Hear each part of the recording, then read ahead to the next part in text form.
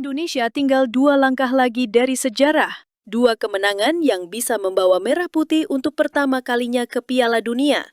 Kita sudah berada di babak keempat kualifikasi zona Asia, sesuatu yang belum pernah dicapai sebelumnya. Tapi disinilah kita, dan 2 pertandingan ke depan akan menentukan semuanya.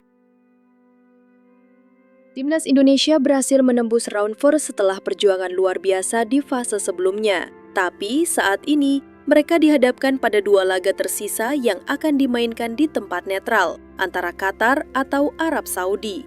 Lawan yang dihadapi bukan sembarangan, kualitas tinggi, mental juara, dan pengalaman yang jauh lebih matang. Namun, peluang masih ada. Indonesia butuh kemenangan atau minimal hasil imbang tergantung hasil tim lain untuk menjaga mimpi ke Piala Dunia tetap hidup.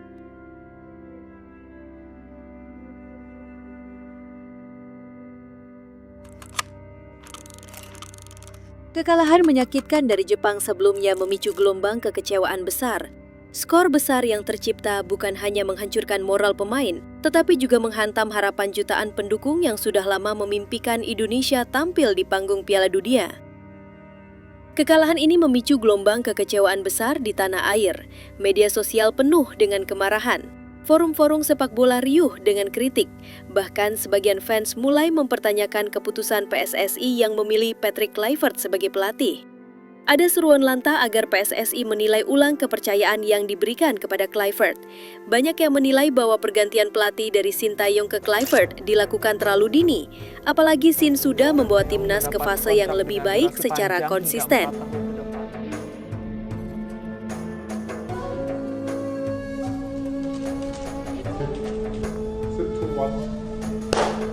뭐라고 얘기해야 되나, 이렇게 되게 좀 잘해야 된다는 그런 부담감도 많이 갖고 있고, 아무래도 내가 해패장도 만나고.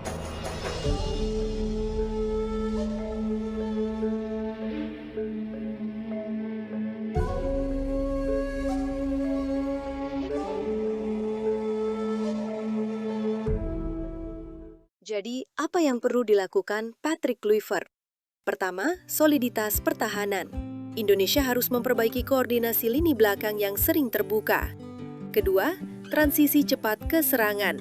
Pemain seperti Marcelino Ferdinand, Egy, atau Ole Romeni harus dimaksimalkan. Ketiga, mentalitas tempur. Ini bukan soal taktik saja. Ini soal kepercayaan diri dan fighting spirit.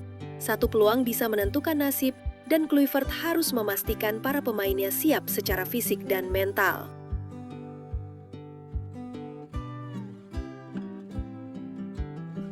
Meski bermain di tempat netral, semangat supporter Indonesia tak pernah padam.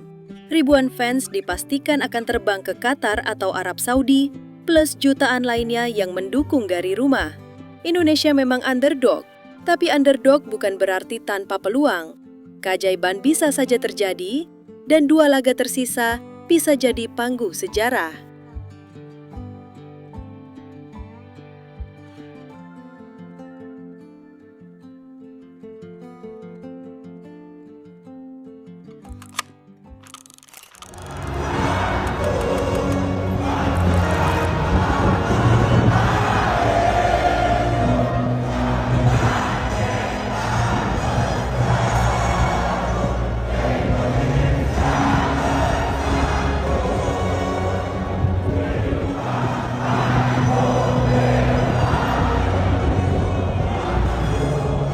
Nah, sekarang mari kita bahas prediksi starting 11 timnas Indonesia yang kemungkinan besar akan diturunkan Patrick Kluivert di 2 laga krusial round 4 nanti.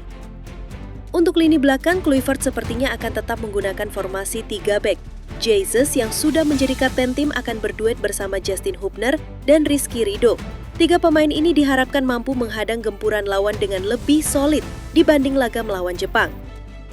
Dengan susunan seperti ini, Indonesia kemungkinan besar akan tetap mengandalkan formasi 3-4-3 yang fleksibel.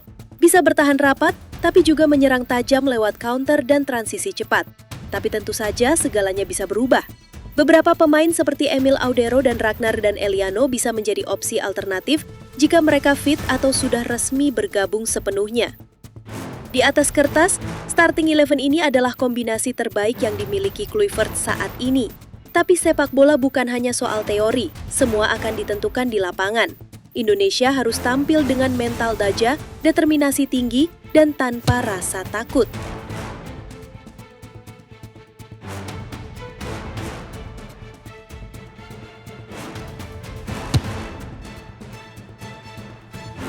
Jepang terlalu besar bagi kami malam ini. Saya sangat kecewa dengan hasil pertandingan ini. Juga bagi negara Indonesia, kami harus menghormati kualitas lawan.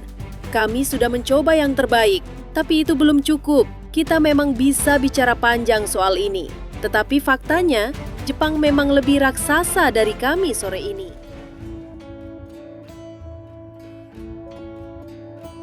Jadi, bagaimana dengan prediksi kalian? Akankah Patrick Kluivert mampu menepis semua keraguan yang saat ini begitu tebal membungkus dirinya? Mampukah ia membuktikan bahwa kepercayaan yang diberikan kepadanya tidak salah? Ataukah justru sebaliknya? Apakah dua laga ini akan berakhir dengan kekecewaan mendalam yang membuat mimpi itu kembali menjauh? Membuat bendera merah putih hanya bisa berkibar sebagai penonton, bukan peserta di panggung terbesar sepak bola dunia. Semuanya kini ada di tangan para pemain, di tangan sang pelatih, dan tentu saja di tangan doa dan dukungan kita semua. Garuda tetap di dada kita, dan Indonesia akan selalu jadi kebanggaan kita. Dan buat teman-teman yang mau dukung timnas gak cuma di stadion, tapi juga lewat gaya sehari-hari, Mimin punya rekomendasi nih. Langsung cek koleksi kaos keren bertema sepak bola di Instagram @boonsclothing. Di sana banyak banget desain original seputar timnas Indonesia dan juga klub-klub mancanegara. Cocok banget buat kamu yang hidup bareng sepak bola. Langsung aja follow Instagramnya di @boonsclothing, pilih desain favorit kamu. Karena sepak bola bukan cuma soal pertandingan, ini soal identitas, soal gaya hidup. Terima kasih udah nonton, jangan lupa like, komen, subscribe, dan sampai ketemu di video selanjutnya.